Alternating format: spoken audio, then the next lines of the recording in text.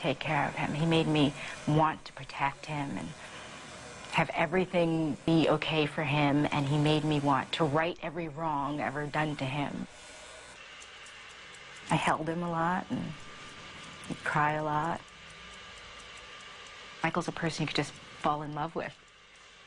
You know, there's really something about him where you're like gaga over him.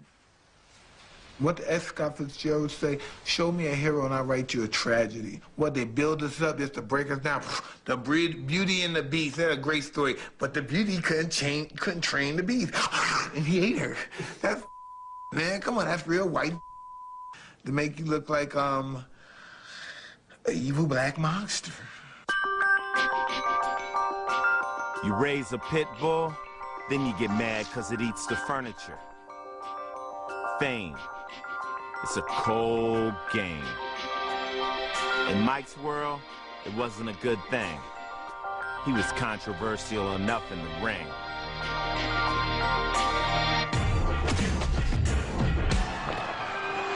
I just wanted to hurt those guys and say nasty things and humiliate them.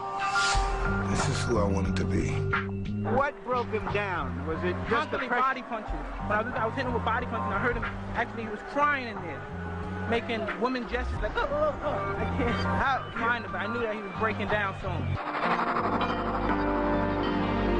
There's not a man God ever created that could beat me. I just love hearing those words. And you're saying that, this is great, just being a little kid saying that, but and actually meaning it. Being 19, a little kid saying that to all the grown men. Come on, you want to try me? I'm the best fighter that God ever created or produced. Who want to stand and try a chance with me? But back then, I had to come outside for real, a street fight. I was a maniac. I think there's a reason the world loves him so.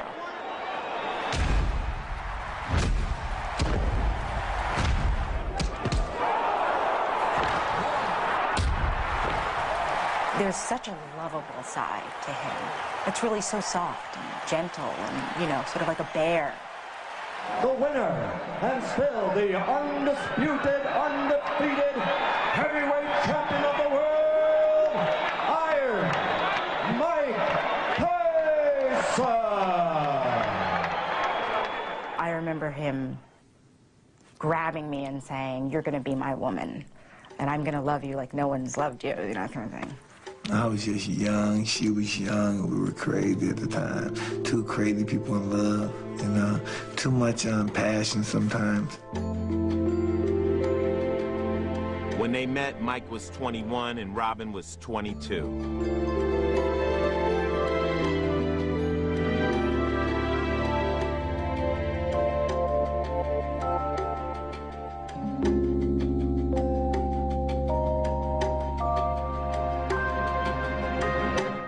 To watch Phil Donahue when I grew up on Phil Donahue, you know? And you watch those shows and you think of women that have been hit and you go, oh my God, that would never happen to me. What's wrong with this woman?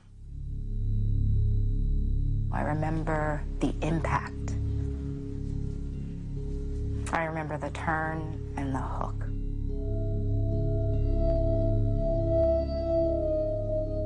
He hit me on the side of the head.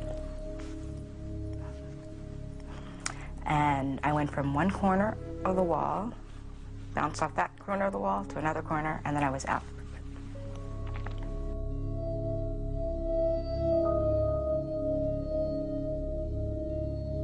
I didn't think he would do that. I was shocked.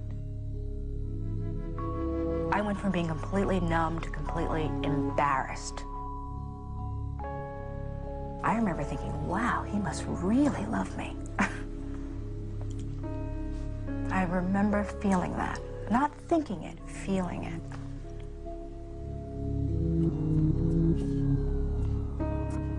A few weeks after that episode, Mike and Robin were married. Their life became an open book. Fantastic! Their honeymoon played out before the world press in Tokyo, where Mike and Robin were treated like royalty.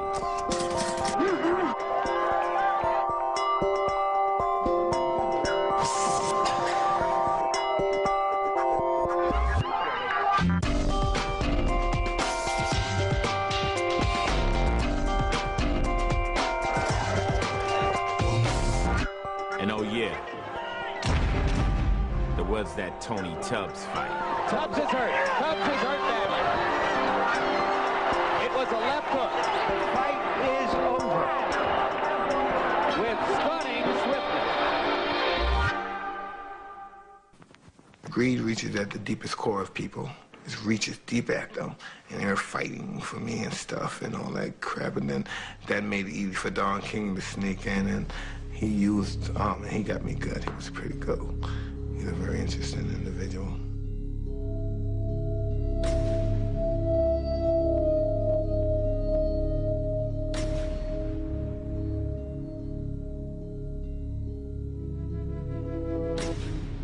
Not only am I hurt, I become the bad guy now. I'm just young and I'm emotional, and people are putting cameras in my face looking at me like this is a big, strong guy, the strongest guy in the world going berserk. I'm just a baby, 20, 21 years old. I think he was feeling probably unbelievable amounts of pressure. And I think being in love makes you feel vulnerable. We were both feeling vulnerable, I think, you know, because we were so dependent in many respects. And I think we just couldn't handle the pressure that we were getting. One time it had gotten pretty bad, and he swung a phone at me that I knew was gonna hit my face, and really, I think I felt the pain before, you know, but just choking me, he vomiting and him kicking me, things like that. But he felt bad. I mean, he felt really bad afterwards. You know, he'd cry like a baby. Next, I mean, like a baby, just cry. I would hold him. I'd hold ice on my face and hold him, you know, and tell him I would console him. And you would think this is a grown man that has all of his emotional capabilities in him and together and intact, and it's just not true. It was some kind of love. I mean, the kind you doesn't go away. That kind.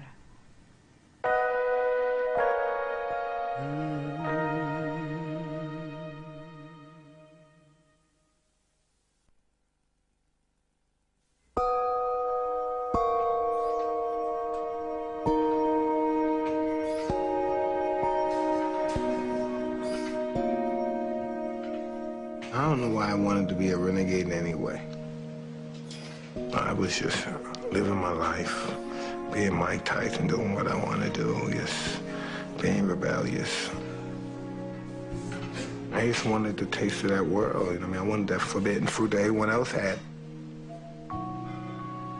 But those ordeals, and you say, whoa. Sometimes it's so ironic. Sometimes I think about things that when I was 20 and 21, and I used to get so nervous. I thought, oh, God. What was on my mind? What was I thinking when I was doing that? I want to accomplish greatness. I want to, you know, that's what me and Cuss planned to do when we first started. You know, I want to get some closure with myself and get some kind of greatness.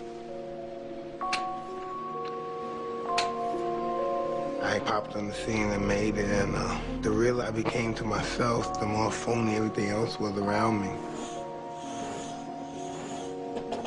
You know, I'm a great manipulator. You have to understand, in order to be the greatest fighter in the world, you have to be the greatest liar in the world. Deep down inside, I think I'm just an actor, entertainer crying out. You know, I'm doing it in the ring. Ah! I don't know what the hell I am. I'm a nut. Out of the ring, New York became the focus of an investigation of Tyson's finances by his wife and mother-in-law. The newlyweds tried to buy a house and found out they had almost nothing in the bank. Robin and her mother were cast as gold diggers, and the press frenzy began. Is Tyson's business manager, Bill Caton, trying to break the bond of matrimony in order to strengthen his bond with the multi-million-dollar fighter? In many respects, Bill tried to throw up smoke screens for what the real issue was. Robin Givens demanded an accounting of her new husband's worth. The Spinks fight was supposed to be Mike Tyson's crowning achievement, the richest fight in history, nearly overshadowed by tabloid journalism. Robin miscarried their first child just 2 weeks before the fight. Mike was devastated. Robin was accused of lying about the pregnancy. But the show went on. At least it did for 91 seconds.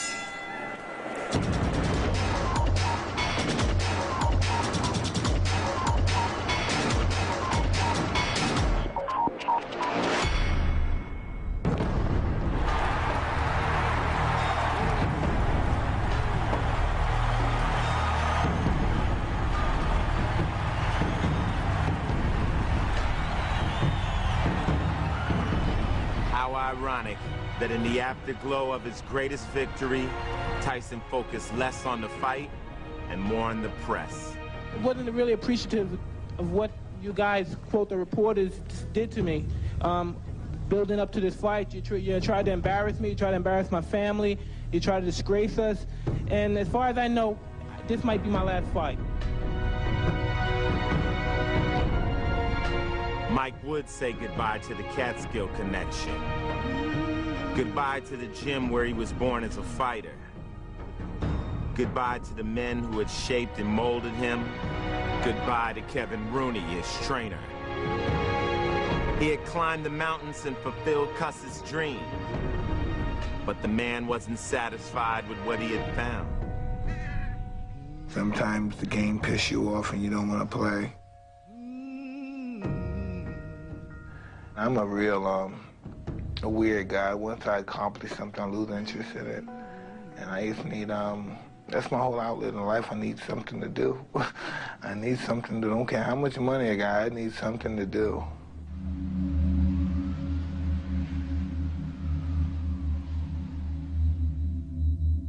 It just started getting dangerous. So when I say I'm happy everybody's alive in my family, like, it got dangerous. Basically, like the doctor said, if he wasn't going to take his medicine, then you're the one that should be coming to see me. So now they're going to basically say I'm crazy and mentally disturbed. I saw a bunch of psychiatrists. It made me more up than I was when I first went in there.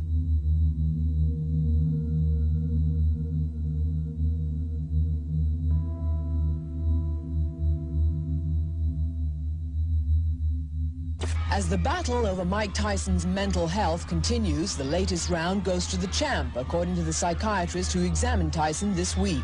Mike Tyson's problem or disturbance does not rise to the level of a serious mental illness called manic depressive illness.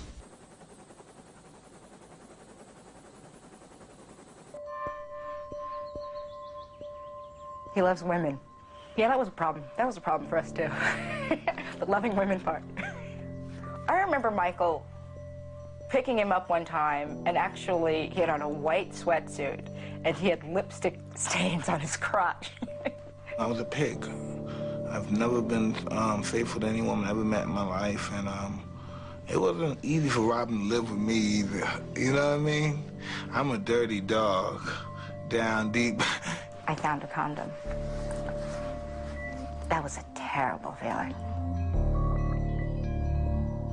Well, I just wanted to live a reckless life. I just didn't think no one could be champion better than I could be. I could beat any bastard in the planet. He hit me. But Tyson said Green ripped his shirt after hassling him about not getting fully paid for their garden bout. So what I suffered. This is what I suffered. Tyson's car skidded off a wet road and slammed into a tree, knocking the fighter unconscious. He was taken to a local hospital and then transferred to one in New York City.